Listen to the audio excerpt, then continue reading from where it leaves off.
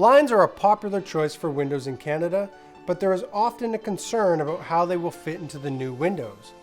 Because the frames in your new windows may not be the same size as your old ones, it is difficult to predict the exact dimensions before the window is installed. That is why it's generally recommended to get blinds after the window replacement is complete.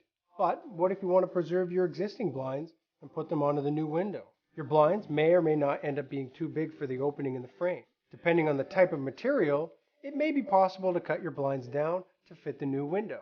Blinds can also be installed on vinyl windows after the installation is complete. It's important that they are installed in the right place so that your windows don't get irreversibly damaged. With vinyl windows, you can drill right into the jamb of the window, but not the frame, sash, or casing.